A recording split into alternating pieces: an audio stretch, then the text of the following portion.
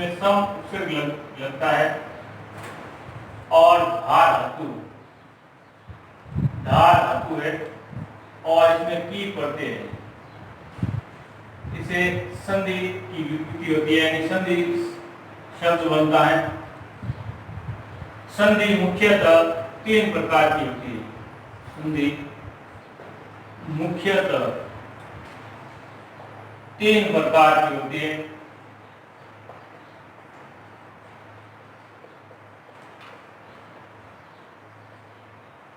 पहला है अच, जिसको हम स्वर संधि भी कहते हैं। हिंदी में स्वर संधि और उसी को संस्कृत में अच संधि कहा जाता है। दूसरा भेद है हल, जिसको हिंदी में व्यंजन संधि भी कहा जाता है। और तीसरा है विसर्ग संधि।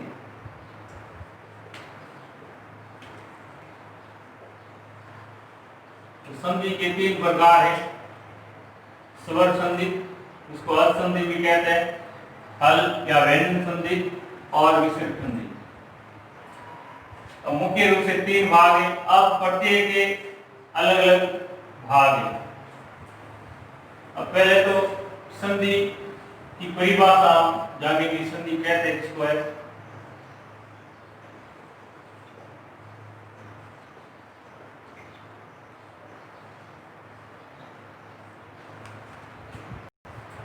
संधि की परिभाषा पर सन्निकर्ष संहिता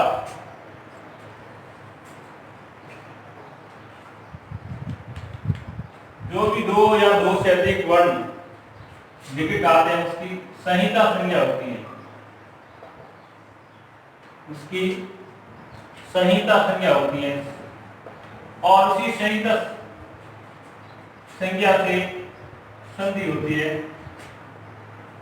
यानी पहले संहिता संज्ञा होगी, 2 वर्ण पास में आएंगे, फिर उसमें विकार उत्पन्न होगा।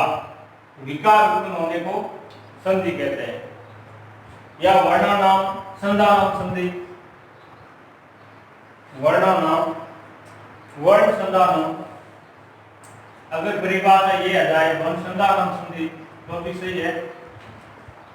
पूछने वाला कोई भी कहीं से भी पूछा जा सकता है, पूछ सकता है। वर्ण संधानाम संधि या पर सन्निकर्ष संहिता, तो यहाँ संहिता संज्ञा है, तो संहिता संज्ञा से ही संधि होती है। वर्ण संधानाम संधि, अधिकतर ये पूछा जाता है, वर्ण संधानाम संधि। तो ये तो है संधि की परिभाषा। परिभाषा एक और है द्विवर्णीय, यानी 2 वर्ण, हिंदी में 2 वर्ण कहते हैं, संस्कृत में द्विवर्णीय।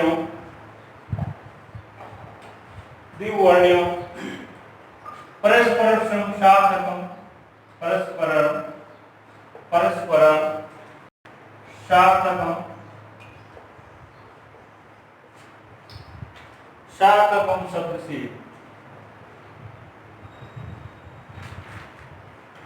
से मेलनम, यानी जब 2 वर्णों का परस्पर सार्थक मेल होता है उस मेल को संधि कहते हैं। द्विवर्णीय परस्पर सार्थकम शब्द से मेलनम भवति तथा संधि भवति। वहां संधि होती है। संधि कथ्यते, यानी उनको संधि कहा जाता है। तो ये इनकी परिभाषा है। द्विवर्णीय परस्पर सार्थकम शब्द से मेलनम भवति तथा संधि कथ्यते, उसको संधि कहा जाता है। वर्ण संधानम संधि, वर्णों के मेल को संधि कहा जाता है। पर सन्निकर्ष संहिता, जहाँ संहिता संज्ञा होगी, जहाँ वर्ण आपस में पास में होंगे। तो ये 3 परिभाषा है संधि की। और हमने पढ़ा था संधि के 3 भेद। पहला भेद था अच स्वर संधि। हिंदी में भी 3 भेद है, संस्कृत में भी 3 भेद है। पहला अच यानी स्वर संधि, दूसरा भेद हल व्यंजन संधि और तीसरा है विसर्ग संधि। अच संधि। अब अच संधि या सवर संधि जब दो या दो से अधिक परिभाषा, जब दो या दो से अधिक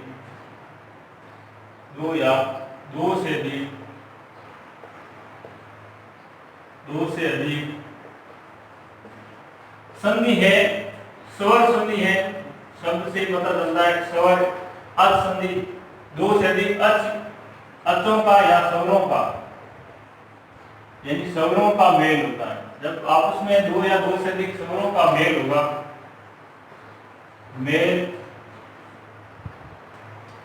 मेल को स्वर संधि यानी अच संधि कहते हैं। अब स्वर संधि के भेद या अच संधि के भेद,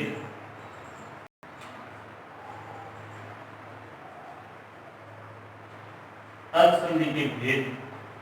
अब हिंदी के अनुसार 5 भेद हैं, जबकि इनमें 8 भेद है। पहला भेद है दीर्घ संधि, दीर्घ स्वर संधि। दूसरा भेद है गुण स्वर संधि।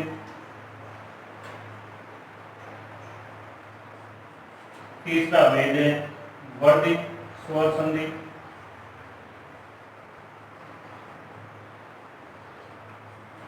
चौथा भेद है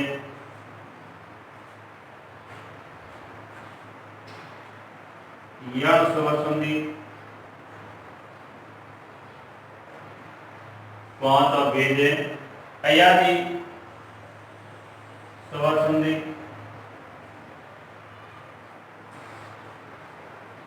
पांच भेद हिंदी और संस्कृत में सेम है। 3 भेद अलावा है, एक्स्ट्रा है। एक तो है पररूप संधि, पररूप स्वर संधि। एक है पूर्व रूप स्वर संधि, रूप स्वर संधि।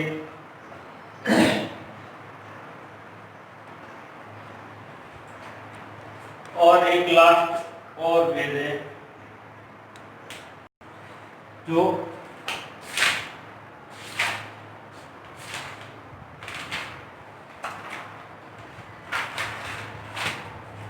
अधिकतर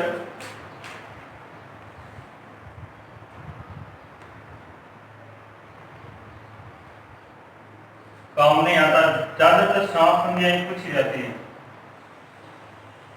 इसमें संधि सेम रहती है। अधिकतर साफ संधि बारे में पढ़ेंगे। दीर्घ संधि में का सूत्र है अक सवर्ण दीर्घ। अक में वर्ण आते हैं माहेश्वरी सूत्र के अनुसार। एक प्रत्यार है अक, इनमें अ, ई, उ, री और लृ। लृ है, लृ का दीर्घ नहीं होता, इसलिए इसकी संधि में इसका प्रयोग नहीं होगा। अ का दीर्घ आ, ई का बड़ा ई, छोटा ओ का बड़ा ओ और ई का दीर्घ री। इन्हीं वर्णों से दीर्घ संधि बनती है। यदि अ आ के बाद में अगर वापिस अ या आ में से कोई भी वर्ण आए तो उनका वापिस दीर्घ होगा। ई और ई में से कोई भी वर्ण आ जाए तो उनका भी दीर्घ हो जाएगा। ओ और उ में से कोई भी वर्ण आ जाएगा तो उनका दीर्घ उ हो जाएगा। री और री में से कोई भी वर्ण आ जाएगा तो उनका वापिस दीर्घ वर्ण हो जाएगा। जैसे दिवाले, देव धनालय, यहाँ पे देव में अ है, वो में अ है और आगे आगे आले। आ और आ से का संयोग हुआ और इस संयोग से वापिस आ बना। और आ की जगह आ का आदेश हुआ, दिवाले शब्द बन गया। इसी प्रकार हरि धन ई, हरि में ई छोटी थी, इसमें ई की मात्रा छोटी थी और आगे ई बड़ी है, तो इन दोनों का संयोग से वापिस दीर्घ ई का आदेश हो गया। तो यहाँ शब्द बन गया हरीश। और अगला उदाहरण सुक्ति, सुधन उक्ति। तो सुक्ति में सु में उ छोटा उ है, तो छोटे उ, और आगे आगे भी छोटा उ है। अब इन दोनों का संयोग हुआ और इन दोनों के संयोग से वापिस दीर्घ उ का निर्माण हो गया और दीर्घ संधि हो गई। कहने का अर्थ है श्रवण श्रवण दीर्घ, यानी श्रवण संज्ञा होती है। श्रवण का मतलब सेम वर्ण होने चाहिए। सेम वर्ण कौन कौन से? क्योंकि अ का वापिस होता है दीर्घ आ, ई का बड़ा ई, उ का वापिस बड़ा उ, री का बड़ा ई। तो ये 4 वर्ण है, श्रवण कहलाते हैं। तो इसका सुधन मुक्ति का हो गया सुक्ति। उसी प्रकार अगला उदाहरण है पितृण। तो पितृ वी की मात्रा है और आगे वी आ रहा है। तो यहाँ पे री की मात्रा है, छोटा री और ये री दोनों मिलके दीर्घ री हो रहा है, यानी इनकी मात्राएं दीर्घ री जो केवल संस्कृत में होता है और उनकी मात्रा इसी प्रकार छोटा री की मात्रा ये होती है, दीर्घ री की मात्रा इस प्रकार होगी।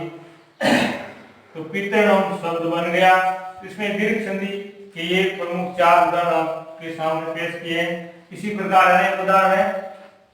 तो इन 4 उदाहरणों से आप समझ सकते हैं कि दीर्घ संधि आप किस प्रकार उनको पहचान सकते हैं या किस प्रकार उनकी संधि कर सकते हैं।